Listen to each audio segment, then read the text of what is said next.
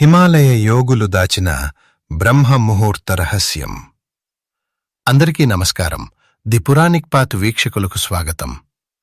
వేల సంవత్సరాలుగా మంచుకొండల్లో బాహ్య ప్రపంచానికి దూరంగా కఠిన తపస్సు చేసుకునే హిమాలయ యోగులు వయస్సుతో ఏమాత్రం సంబంధం లేకుండా వందలేళ్లు ఎలా జీవించగలుగుతున్నారో, అంతుచిక్కని అద్భుత శక్తులను ఎలా సొంతం చేసుకుంటున్నారో మీరు ఎప్పుడైనా ఆలోచించారా?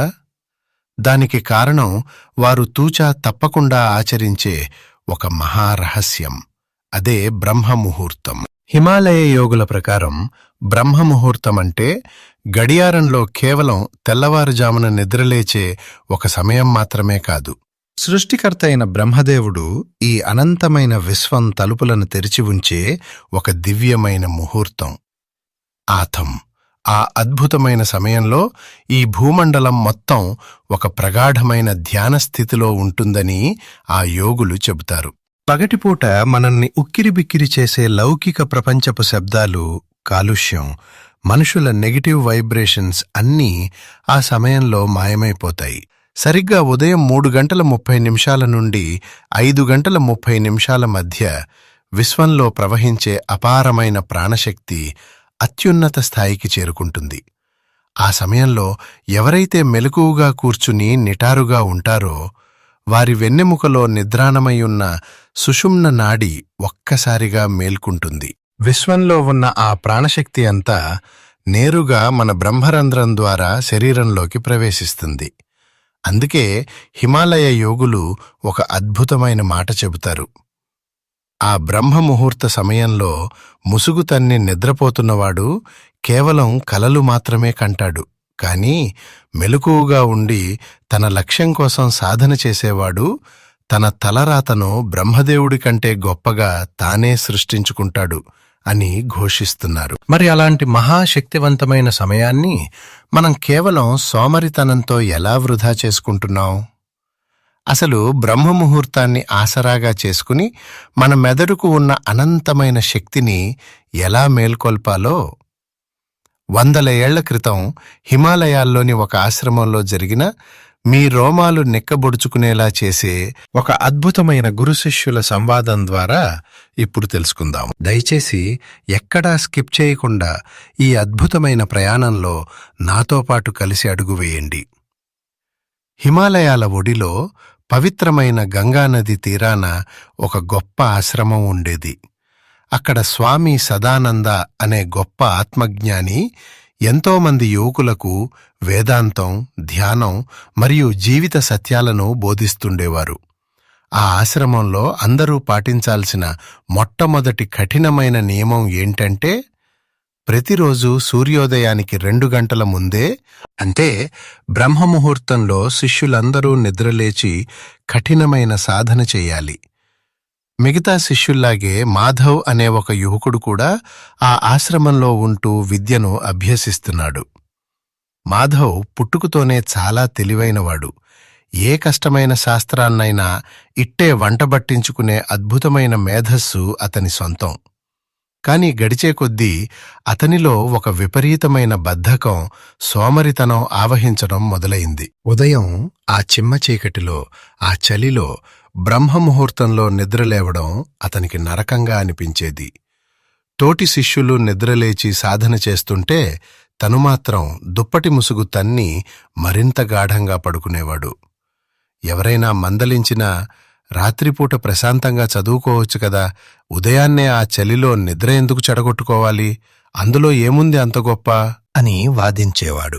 క్రమంగా మాధవ్లో ఆ చురుకుదనం పూర్తిగా తగ్గిపోయి అప్పటివరకు తను నేర్చుకున్న విద్యలన్నీ ఒక్కొక్కటిగా మర్చిపోవడం మొదలుపెట్టాడు.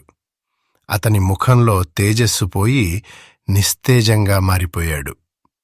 మాధవ్ పతనమవుతున్న తీరును గమనించిన గురువుగారు ఒకరోజు తెల్లవారుజామున మాధవ్ని నిద్రలేపి తనతో పాటు అడవిలోకి రమ్మని తీసుకువెళ్లాడు. దట్టమైన అడవిలో నడుచుకుంటూ వెళ్తున్న గురువుగారు ఒకచోట ఆగి మాధవ్కి ప్రకృతిలోని 2 విభిన్నమైన దృశ్యాలను చూపించారు. ఒకవైపు ఒక పెద్ద గుంతలో వర్షపు నీరు నిలిచిపోయి ఉంది.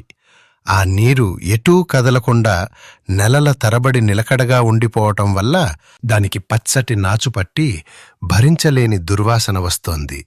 విషపురుగులు, దోమలు అందులో ఆవాసం ఏర్పాటు చేసుకున్నాయి.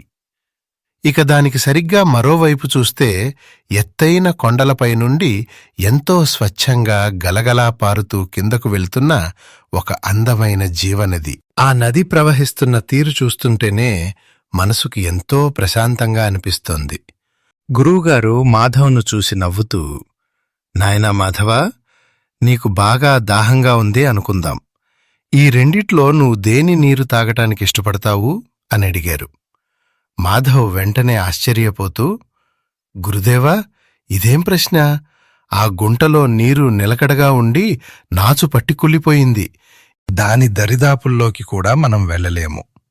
అదే ఆ పక్కన ఉన్న కాలువ చూడండి, ఎంత స్వచ్ఛంగా ప్రవహిస్తోందో. దేవుడికి అభిషేకం చేయటానికి కూడా మనం ఆ పారే నది నీరే కదా వాడతాం. నా దాహం తీర్చుకోవడానికి నేను ఆ నదినే ఎంచుకుంటాను అని సమాధానం ఇచ్చాడు. అప్పుడు ఆ గురువుగారు మాధవ్ కళ్లలోకి సూటిగా చూస్తూ ఇలా చెప్పారు, మాధవా, మనుషుల జీవితం కూడా సరిగ్గా అంతేనాయనా. మన మెదడు, మన ప్రాణశక్తి ఈ నీరు లాంటివే. ఈ సృష్టిలో కదలిక అనేది జీవానికి సంకేతం. బ్రహ్మముహూర్తం అనేది ఈ విశ్వంలో ఒక అద్భుతమైన దైవిక కదలిక జరిగే సమయం.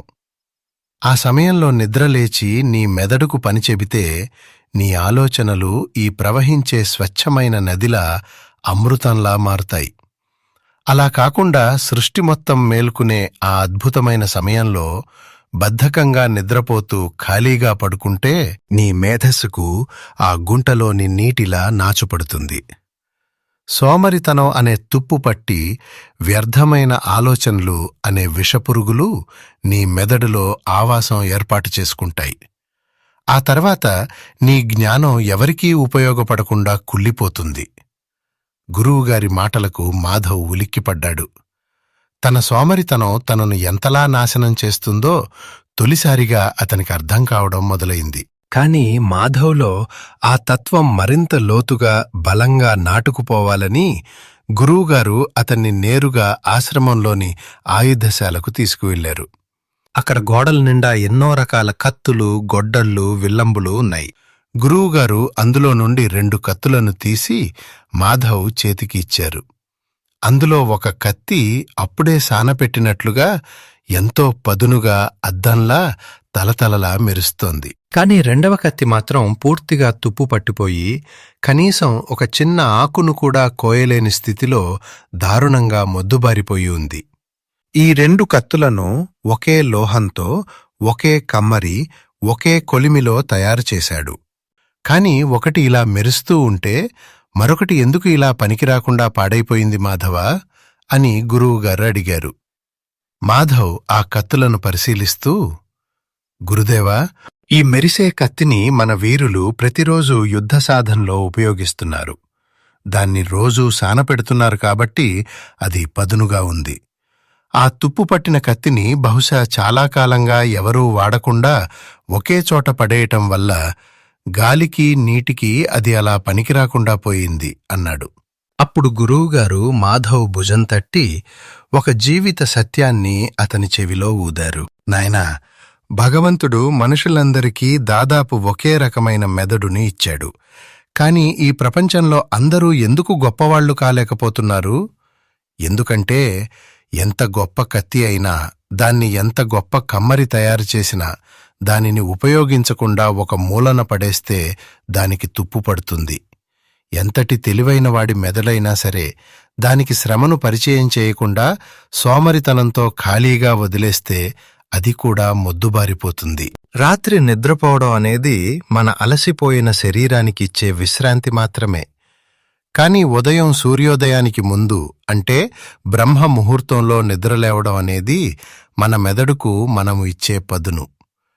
ఎవరైతే ఆ సమయంలో నిద్రలేచి తమ ఇష్టదైవాన్ని మనస్ఫూర్తిగా ధ్యానిస్తారో, తమ విద్యను అభ్యసిస్తారో, వాళ్ల మెదడు ఈ పదునైన కత్తిలా తయారవుతుంది.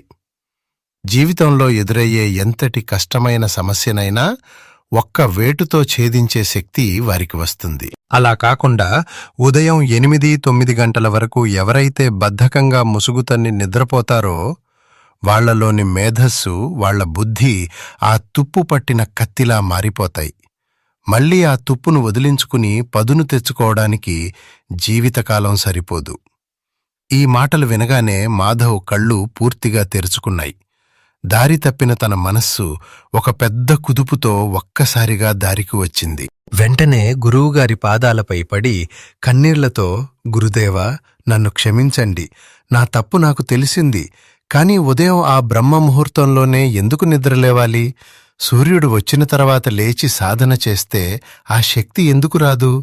ఆ చీకటి సమయంలో అంతటి అద్భుతం ఏం దాగి ఉంది అని తన చివరి సందేహాన్ని ప్రార్థించాడు. అప్పుడా బ్రహ్మజ్ఞాని మన పురాణాలు మరియు యోగశాస్త్రంలో దాగి ఉన్న అత్యంత రహస్యమైన, నిగూఢమైన సైన్స్ను మాధవ్కు ఇలా వివరించాడు. మాధవ, బ్రహ్మముహూర్తం అంటే గడియారంలో కేవలం ఒక సమయం మాత్రమే కాదు, అది ఒక కాస్మిక్ పోర్టల్, విశ్వపు ద్వారం.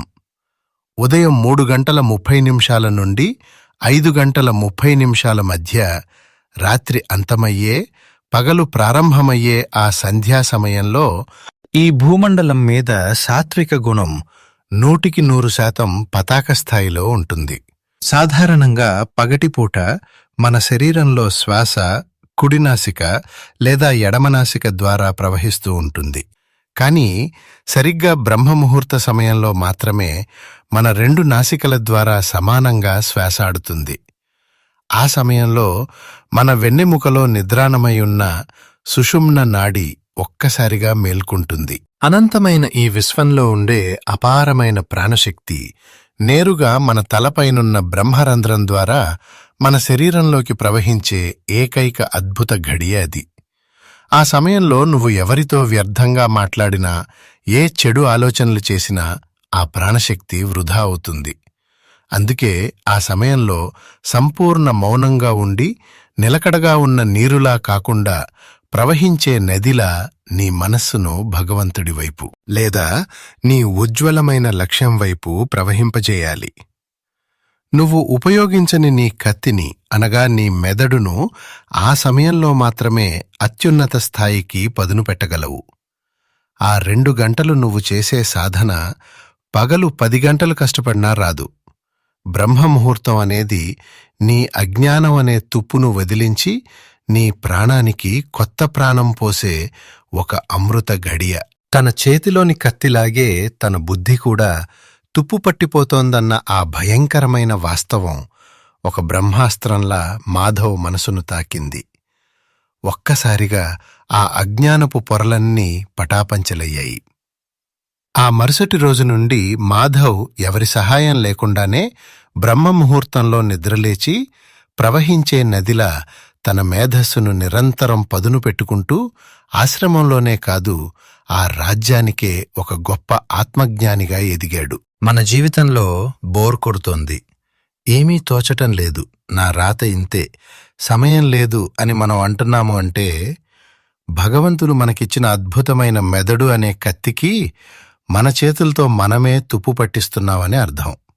బద్ధకం అనే నాచు పట్టిన గుంటలా దుర్వాసన కొడుతూ మీరక్కడే ఆగిపోవాలనుకుంటున్నారా? లేదా ఎప్పుడూ స్వచ్ఛంగా, ఉత్సాహంగా, అప్రతిహతంగా ప్రవహించే నదిలా సక్సెస్ వైపు దూసుకుపోవాలనుకుంటున్నారా? నిర్ణయం మీదే. మీ మెదడు ఒక అద్భుతమైన, విధ్వంసకరమైన ఆయుధం. దాన్ని ప్రతిరోజూ ఉదయాన్నే బ్రహ్మముహూర్తంలో నిద్రలేచి పదును పెట్టండి. మొదట్లో 2-3 రోజులు చాలా కష్టంగానే ఉంటుంది, శరీరం సహకరించదు. కాని ఒక్కసారి ఆ బద్ధకాన్ని జయించి ఆ ప్రవాహం మొదలైతే మిమ్మల్ని ఆపడం ఈ సృష్టిలో సాక్షాత్తు ఆ బ్రహ్మదేవుడి తరం కూడా కాదు. రేపటి నుండి మీరు ఆ తుప్పు పట్టిన కత్తిలా మారకుండా బ్రహ్మముహూర్తాన్ని వశం చేసుకోవటానికి సిద్ధంగా ఉంటే నేను సిద్ధం అని కామెంట్స్లో సగర్వంగా తెలియజేయండి. ఈ లోతైన జ్ఞానం మీకు కించిత్ స్ఫూర్తిని ఇచ్చినా ఈ వీడియోని లైక్ చేసి నలుగురికి షేర్ చేయండి. ఇలాంటి మరెన్నో అద్భుతమైన పురాణ మరియు వేదాంత రహస్యాల కోసం మన ది పురాణిక్ పాత్ ఛానల్ను ఇప్పుడే సబ్స్క్రైబ్ చేసుకోండి. ధన్యవాదాలు.